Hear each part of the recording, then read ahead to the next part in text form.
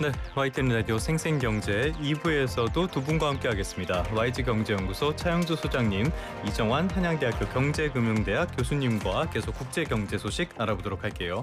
자, 앞서서 저희가 셧다운 이야기를 했는데요. 그래도 뉴욕 증시는 잘 가고 있다라는 말씀까지 드렸습니다. 그런데 간밤에 보니까 필라델피아 반도체 지수가 급등을 했고요. 뭐 마이크론 같은데 주가가 굉장히 많이 올랐습니다. 지금 우리 시장을 보면요. 우리 시장 3,500선 넘었고요. 삼성전자가 4%대, 하이닉스가 10% 넘게 오르고 있어요, 지금. 이런 대형주가 이렇게까지 오르는 것도 굉장히 이례적인데요. 무슨 일이 있었던 겁니까, 교수님? 어제 뭐 삼성하고 SK는 이제 그 스타게이트 파트너가 된다라는 이야기가 나오면서 스타게이트가 뭐죠? 스타게이트라는 것은 사실 오픈 AI하고 이제 우리 잘 아는 손정희 손마사오시라고 하는 손정희 회장하고 또 몇몇 오라클이나 이런 기업들이 투자를 해서 전 세계 데이터 센터를 짓는 프로젝트다라고 보시면 될 것 같고요. 뭐 5천억 달러 이상의 투자가 이루어질 거다. 손정희 회장이 이미 뭐 1천억 달러를 투자했다. 뭐 이런 이야기가 나올 정도로 데이터 센터 프로젝트에 대해서 적극적으로 나서겠다라는 이야기라고 보시면 될 것 같습니다. 그리고 우리가 공급할 수 있는 것은 아무래도 데이터 센터의 HBM이라고 보시면 될 것 같은데 매월 90만 장을 공급하기로 했다는 뭐 어쩐 뉴스. 그러니까 우리나라가 이 데이터 센터 사실 우리나라가 많이 공급할 수밖에 없는데 이런 것들 좀 명시적으로 하면서 이 파트너십을 이뤘다는 뉴스가 굉장히 크게 나오면서 어제 샘 올트만 CEO가 방문하고 대통령하고도 면담을 했죠. 대통령하고 면담도 하고 이런 뉴스로 나왔기 때문에 결국은 데이터 센터를 짓는 데 있어서 삼성하고 하이닉스가 적극적으로 HBM을 공급할 수 있는 그런 기반이 마련됐기 때문에 그런 게 호재가 되면서 주가가 많이 오르고 있는 이런 양상이 아닌가라고 추측을 할 수 있겠습니다. 그래서 덩달아 마이크론 주가도 올랐나 보네요. 마이크론도 HBM을 하긴 하니까. 자, 그런데 매월 90만 장이라고 말씀을 해주셨는데 90만 장이 뭐 웨이퍼 기준입니까? 웨이퍼 기준이고요. 90만 장 하니까 감이 안 오는데 이게 어느 정도가 되는 거예요? 그래서 저도 감이 안 와서 챗GPT한테 물어봤어요. 새로운 재밌는 게 있는데 이것을 넓이로 놓고 보면 우리가 49제곱미터 그러니까 작은 방 한 평 정도 돼요. 그러니까 워낙 HBM이 작으니까 그런 건데 이걸 길이로 놓으면 690m입니다.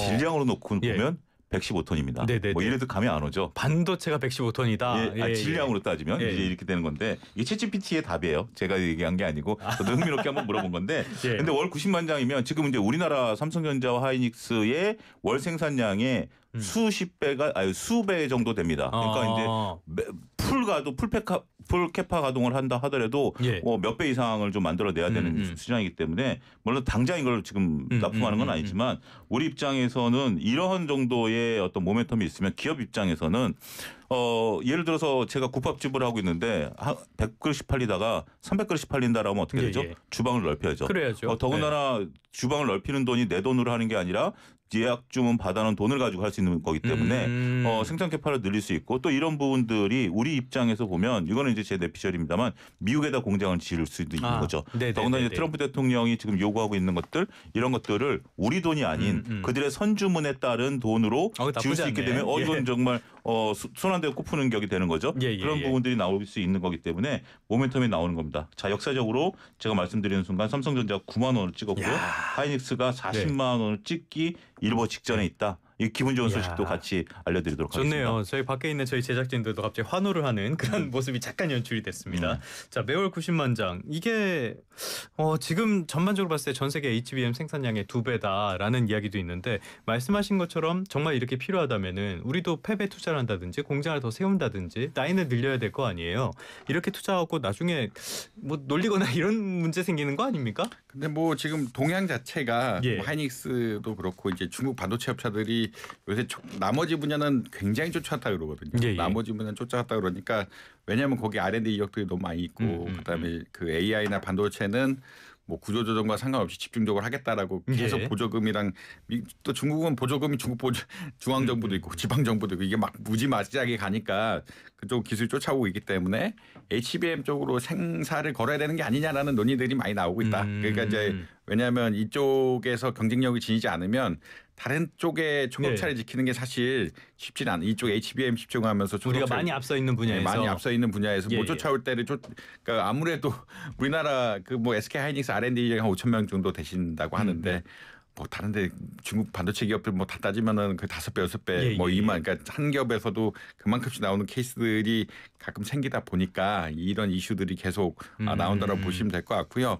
집중해서 할 것 같다라는 의견들은 나오고 있습니다. 왜냐하면 이게 다른 데 초격차에 지키기 어렵기 때문에 이쪽에 초격차에 지키고 수입원으로서 캐시카우를 돌려야 또 다른 사람 고용해서 다른 데도 지킬 수 있는 그렇죠. 이런 선순환 구조를 만들 수가 있기 때문에 많이 짓지 않을까라는 추론은 그러니까 지금 수요가 워낙 많고 그다음에 이 반도체는 중국에서 수입하기가 또 어렵고 그다음에 미국에 독점적으로 공급할 수가 있고 이런 스타게이트 같은 독점적인 체계를 유지할 수 있는 어떻게 보면 굉장히 많은 물량을 공급할 수 있는 시스템화에 들어가기 때문에 늘릴 수밖에 없다. 그러니까 이제 뭐 그러니까 좋아서 그러니까 뭐 이게 둘 다의 문제인데 지금 공급 차원에서 늘려야 되고 수요도 적극적으로 있으니까 뭐 지금 상황상은 갈 수밖에 없는 이런 양상이다라고는 개인적으로 추론을 하고 있습니다. 이게 왜 여쭤봤냐면요. 반도체 산업이 약간 천수답 같아가지고 이렇게 해서 생산 물량 왕창 늘려놨다가 나중에 공급 가행돼가지고 가격 떨어지고 난리 나고 이런 것들 하도 많이 봐서 물론 가져왔어요. 그럴 가능성은 충분히 있죠. 있는데 우리가 이제 기존에 이제 DRAM, 그러니까 삼성전자 화이닉스를 제가 그 동안에 설명을 드릴 때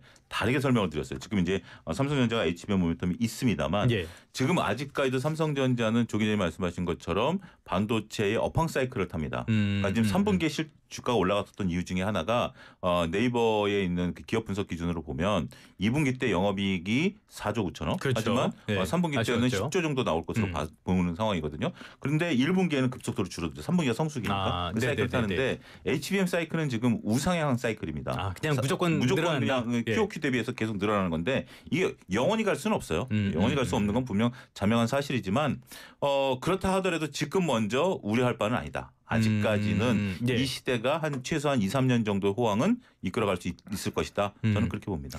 알겠습니다. 일단은 여기에 올라타는 것도 괜찮을 것 같습니다. 자, 끝으로 요거 하나만 짧게 한번 짚어보도록 할까요? 지금까지 첨단 산업에 대한 이야기를 해봤는데요. 이번엔 농업에 대한 이야기를 좀 해보도록 하겠습니다. 콩. 트럼프가 에이펙 정상회의에서 시진핑 만나서 대두 문제를 논의하겠다라고 밝혔잖아요. 이 대두가 왜 중요한 겁니까?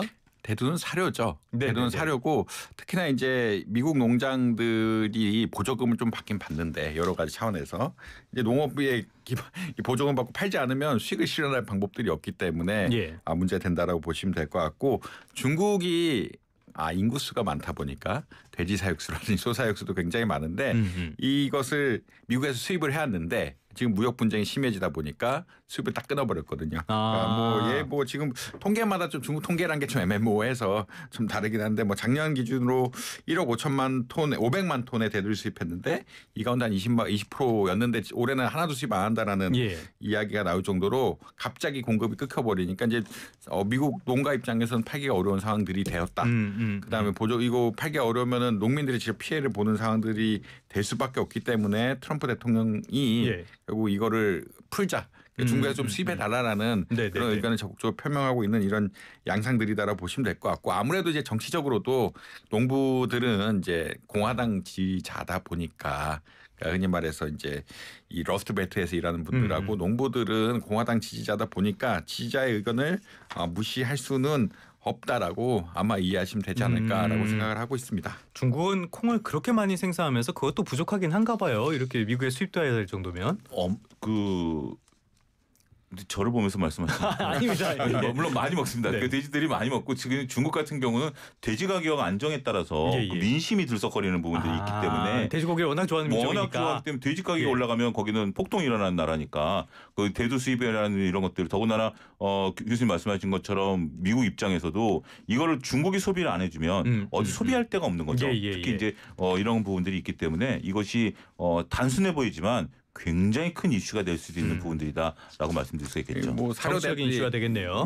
사료랑 조금 또 달라서 종들이 그런 것도 영향이 있다고 말씀드릴 수 있을 것 같습니다. 알겠습니다. 우리가 쓰는 대두도 대부분 중국산이라서 한번 여쭤봤고요. 그런데 지금 중국이 아르헨티나를 통해서 이런 대두를 수입하고 있다라는 소식도 전해지고 있어요.